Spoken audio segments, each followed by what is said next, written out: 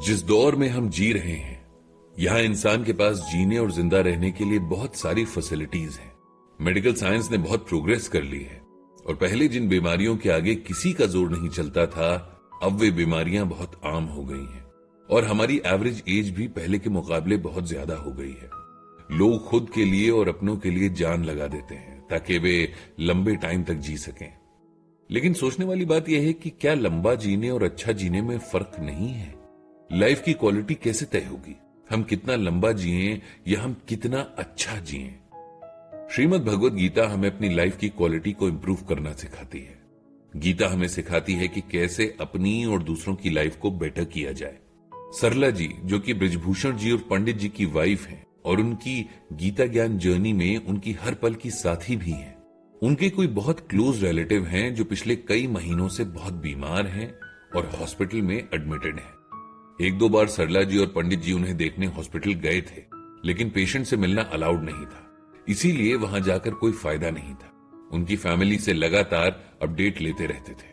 कल जब सरला जी ने कॉल किया तो पता लगा कि उन्होंने थोड़ा रिकवर किया है और अब उन्हें वार्ड में शिफ्ट कर दिया गया है। पंडित जी और सरला जी ने सोचा कि अब जाकर मिल लेना चाहिए।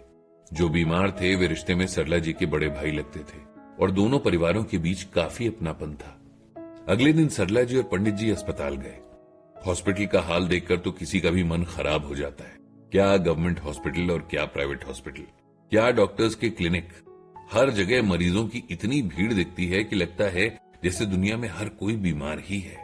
बड़े तो बड़े, लेकिन यंग लोग और छोटे छोटे बच्चे भी बड़ी तादाद में इन हॉस्पिटल्स में जब दिखते हैं तब बहुत बुरा लगता है। सरला जी के भाई साहब के वार्ड तक पहुंचने के रास्ते में भी इतने पेशेंट्स थे कि सरला जी तो परेशान ही हो गई थी, जबकि पंडित जी तो मन ही मन भगवान श्री कृष्ण से सबको अच्छी सेहत देने की प्रार्थना करते जा रहे थे। वे जानते थे कि इससे ज्यादा उनके बस में कुछ है नहीं। शरीर चाहे इंसान का हो या किसी पशु पक्षी का, हर जिंदा प्राणी के शरीर को खराब तो होना ही है। किसी का जल्दी तो किसी का देर से खराब होता है। इसमें बहुत ज्यादा कुछ किया नहीं जा सकता। बस इस शरीर का ख्याल रखा जा सकता है ताकि जो भी हमारे कर्म हो हम उन्हें पूरा कर सकें। वार्ड तक पहुंचने के बाद पेशेंट के हालचाल पूछे तो पता चला कि अभी काफी बेटर फील कर रहे हैं और शायद एक दो दिन में डिस्चार्ज भी हो जाएं। ये सुनकर सरला जी और पंडित जी को अच्छा लगा। जब फैमिली का कोई एक इंसान बीमार होता है, खासकर हॉस्पिटलाइज्ड होता है, तब पूरी फैमिली डिस्टर्ब हो जाती है। घर में हर कोई फिक्र में तो होता ही है, ऊपर से फिजिकल और मेंटल थकान और होती है। फाइनेंशियल टेंशन भी बहुत ज्यादा बढ़ जाती है।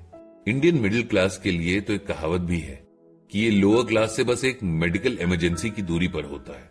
मतलब आप खुद को मिडिल क्लास तो समझते हैं, लेकिन फैमिली में किसी एक के बीमार पड़ते ही आप लोअर क्लास में आ जाते हैं। ये सब सोचते हुए पंडित जी को वो टाइम याद आ गया जब उनके पिताजी बीमार पड़े थे।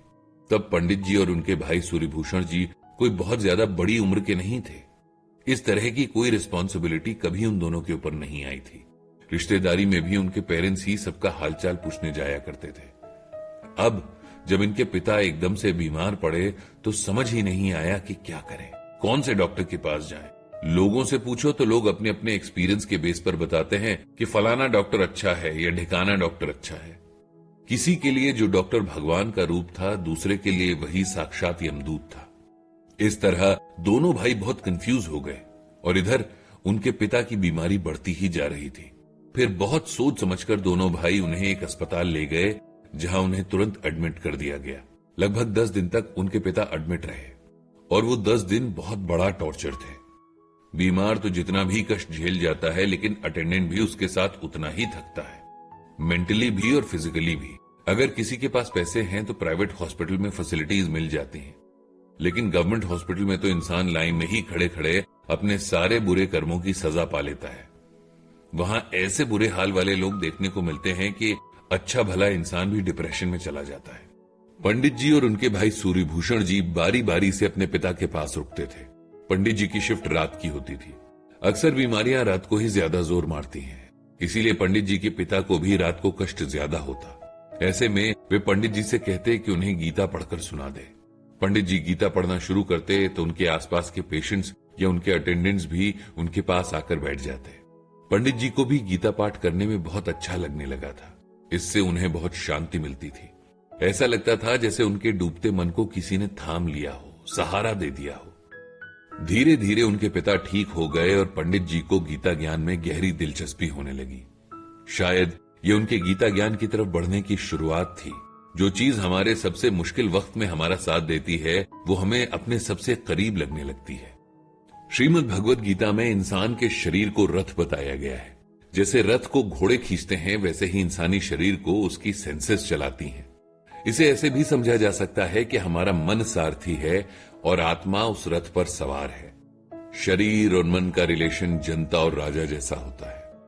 जैसे प्रजा को अपने राजा का हर हुक्म मानना पड़ता है, वैसे ही शरीर को भी वही सब करना पड़ता है जो मन उससे करवाता है।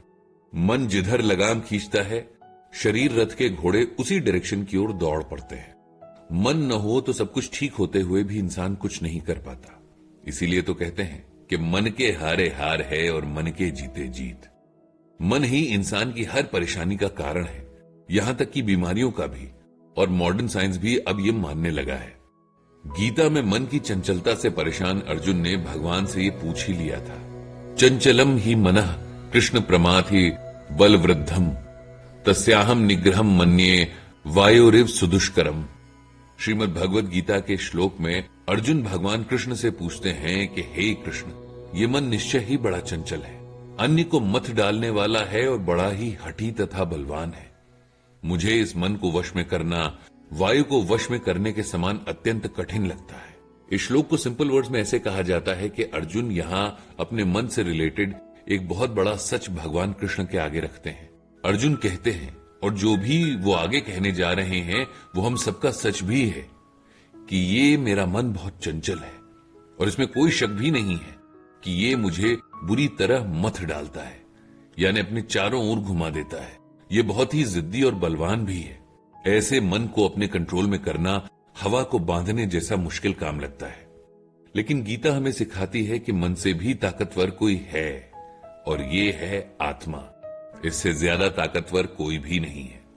गीता में भगवान श्री कृष्ण हर दुख और बीमारी से अपने मन को उबारने का एक रास्ता बताते हैं। ये रास्ता इस तरह से है। भगवान कहते हैं कि अपनी ड्यूटीज का सही तरह से पालन करते हुए जो मेरी भक्ति में डूबा रहे, ऐसा इंसान मुझे बहुत प्यारा है और उसकी केयर करने की जिम्मेदारी मेरी खुद की है। इसीलिए हर किसी को पूरी ऑनेस्टी के साथ अपने अपने काम करते रहने चाहिए और बाकी सब भगवान पर छोड़ देना चाहिए। इसके बाद पंडित जी ने भगवान श्री कृष्ण से सबको सद्बुद्धि देने की प्रार्थना की। कहते हैं कि आधा अधूरा ज्ञान होने से अच्छा है कि इंसान को कोई ज्ञान ही ना हो। ऐसा इसलिए